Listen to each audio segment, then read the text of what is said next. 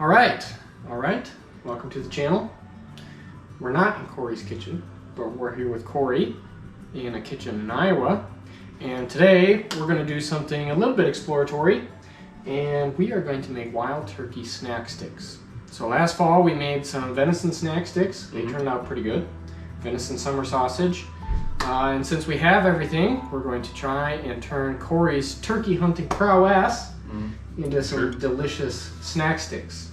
So that's the objective for today, and we're going to run down a few of the necessary pieces of equipment to start with. So for these snack sticks and for the snack sticks that we did before, you need a couple key pieces of equipment.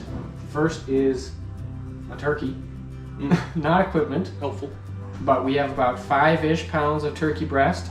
We added about a pound-ish of some pork fat and roast off of a bone-in shoulder roast from a pig. And that's what we're going to be grinding today. So the grinder we have is a LEM or L-E-M Big Bite number 8.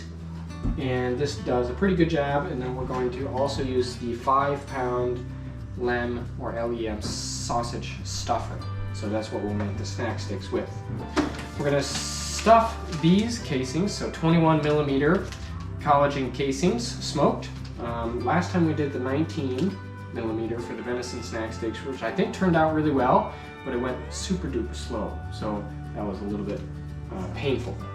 In terms of seasoning, we are sticking with our LEM, Lamb Brand Backwoods snack stick seasoning.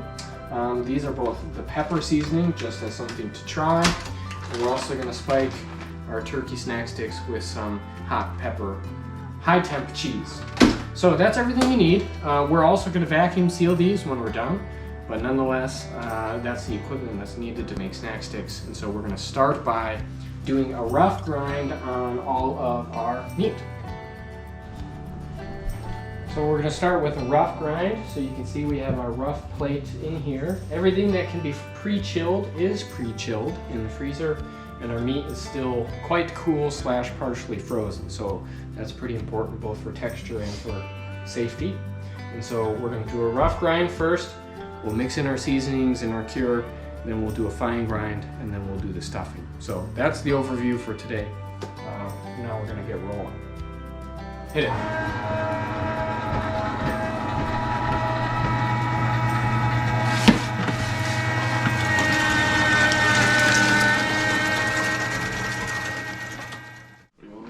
Where are we at? Yep. Yeah, so we just did a rough grind. Now we're gonna add the cure and some of the pepper seasoning, and then we'll do a fine cure or fine grind and add the rest, and then we'll be ready to make sauce. Yeah. So these packets are good for 5 pounds. We have a little bit more than that, but we're gonna see how this rolls initially after the grind. And these are nice because they do come with our cure. I'm guessing this is some sodium nitrite or nitrate, one of the two. But nonetheless, we're going to mix this thoroughly and then do the finer grind next.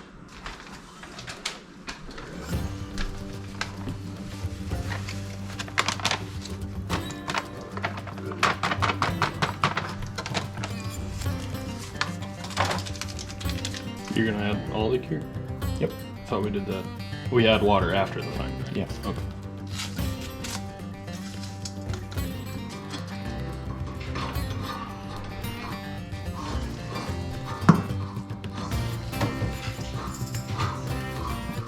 So we've got our seasoning mixed in. So we're at our rough grind. We've replaced our plates. And I'll just send it through again, and then we'll check it, and hopefully we'll be good to stuff at that point.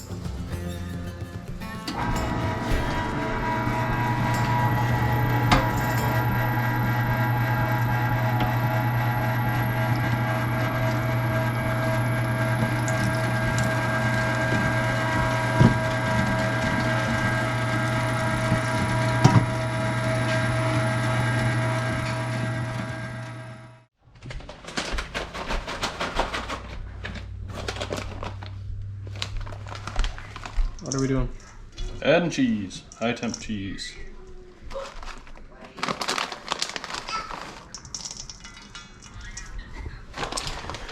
This package is good for about 10 pounds of meat. Obviously we don't quite have that, so we're going to use a partial bag. And then we're going to add in a little bit of water as well, and just make sure that we mix everything really efficiently.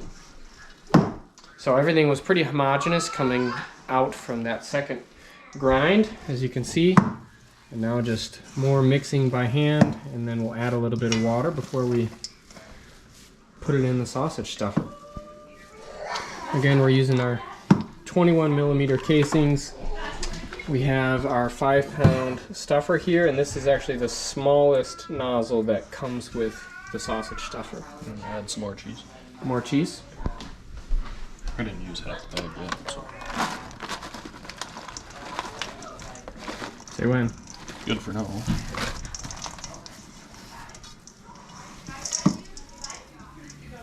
Gonna add some water now because the cure makes the meat really sticky and it's not gonna push through the stuffer as well. So a little bit of water will help it. So we're starting about viscosity. Half cup-ish, and you kind of got to play this by ear a little bit. I think we're about ready to get stuffing. Yeah. Now we're just loading up our bin. Again, smallest nozzle.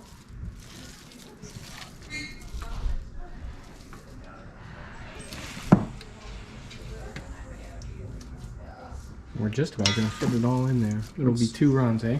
I would say that's pretty good. All right. Perfect. Get rolling. All right.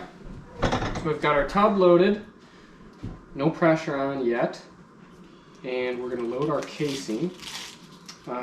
This, I would say, is probably the most difficult part, is either loading and gauging how much meat to put in said casing. But we switched to 21, which is a lot easier to put on than the 19 on this, at least. And so you kind of just have to stretch it out, open it up, and then stack it on as much as what you're comfortable with.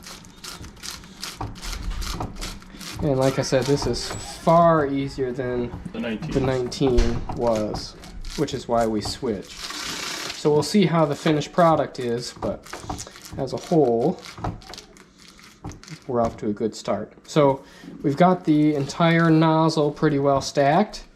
So you can either cut this with the scissors or just rip it. And then we are going to twist and put a knot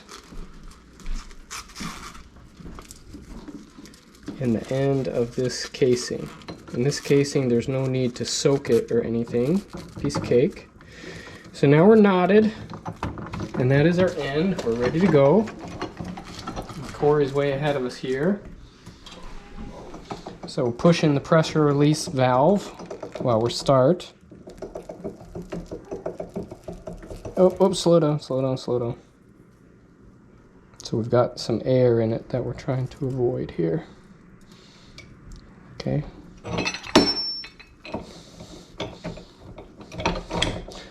I told you to tighten the set screw. Oh, yeah. That's okay. Slow.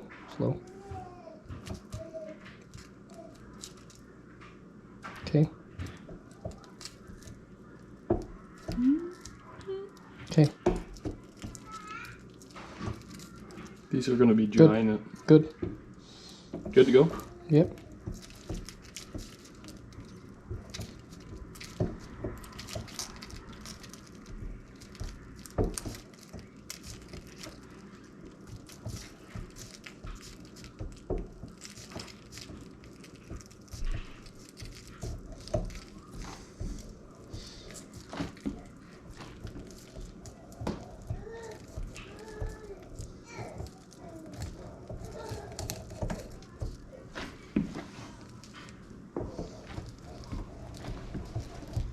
Oh, that was what I was afraid of. That's okay. These things happen. So if that happens, just take a little bit out. And of course you can recycle all of your meat, which is nice.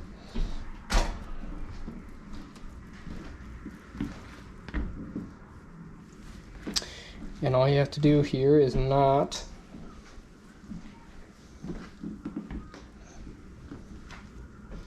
the end and try and push that knot as close to the meat as possible to keep everything nice and even. But that now is... It's more mini summer sausage than kind of a mixture snack stick summer sausage, but this we'll put on the smoker once we get everything all stuffed. So yeah, there's pros and cons to the different size casings. Certainly easier to use, but we'll see how they turn out. So we're a little bit rusty, but nonetheless, we're off to a good start.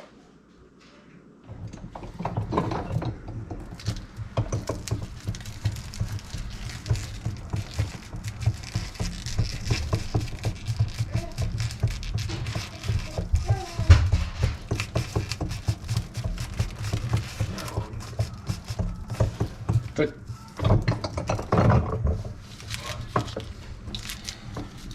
So we're getting close to the end. A lot smoother with practice, as always. First one's always the worst, kind of like pancakes. Just another partial piece, eh, Cory? Yeah, but we don't have another partial. Well, we'll break a piece off. But you can see this is about what we have so far. Again, we were, a little bit over 6 pounds total. And again, kind of mini summer sausage slash large snack sticks. And we'll just have one more, maybe about this size, and that'll be about that. And then onto the smoker they're gonna go. So we'll recap before we put them on the smoker. All right, for reference, this is about what you get for 6-7 pounds of turkey snack sticks, 21mm casings. We have the superb Masterbuilt electric smoker, not fancy like Cory. So Traeger, if you're watching this, we're open to working out something. And we're gonna smoke with some cherry wood chunks. So this style, you just put the wood chips in the side after you get them smoking. So we're gonna load them up. We're gonna start smoking at about 160. And we're gonna do that for 2 hours, and then we'll bump it up to 180 for maybe another 2 hours, but we're gonna be watching our temperature as we go because fundamentally we wanna get the inside up to about 160 degrees, and then we're gonna be done. So we'll start 160 for 2 hours, and then we'll bump up the temperature to 180. If we need to bump it up 2 hours after that, we can, up to maybe 200-ish or so, but always watching the temperature. So we're gonna get these in the smoker, and we're gonna start our timer, and then we'll take them off when they are done.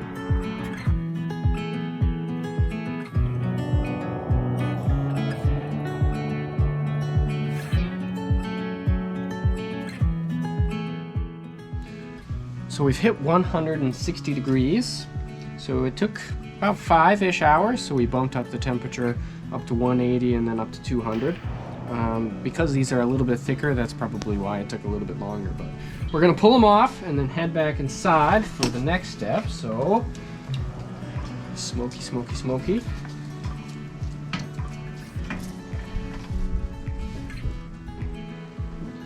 Get over here, Cory.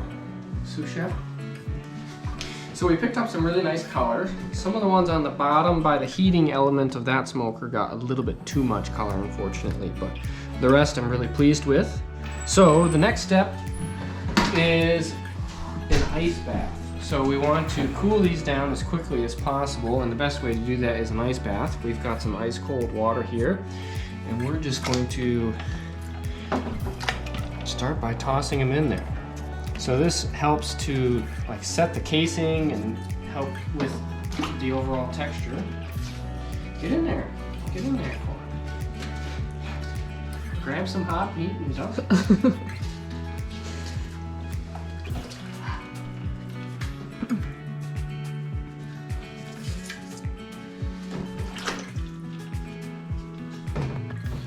So, we're gonna let those set for just a couple minutes. Take them out, dry them out, and refrigerate overnight.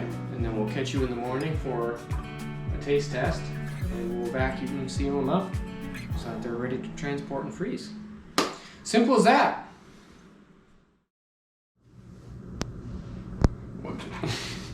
Well, we made it through the night, nice and chilled, and we're going to do our first test before we package everything up and stack it away for the long winter. So, See. cheers. Good texture, nice and solid.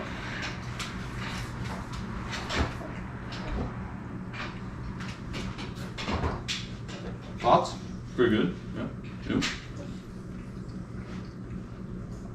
Pretty good. Good smoke flavor. Definitely got some spice at the end. Yeah, with the cheese. Because hot pepper cheese. So. Yeah. Yeah. Some nice warmth in the back here. Gullet. But that's good. I like spicy stuff, so Gonna use that line. I'm gonna use that line. So, if you want to try this at home, these turned out pretty good.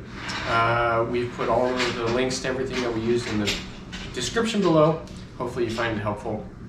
And if you try it, let us know, and hopefully it turns out for you. So thanks for watching, and we'll see you on the next one. Don't forget to like and subscribe. Thanks, Cole. You gotta throw in the... Gotta throw the fish bait, you know. Okay. Not bad though. Not there. Ready? No. Framed up? Still awkward. Do I need a hat? Not if you don't want one. You want one? But if you want one, you can buy one.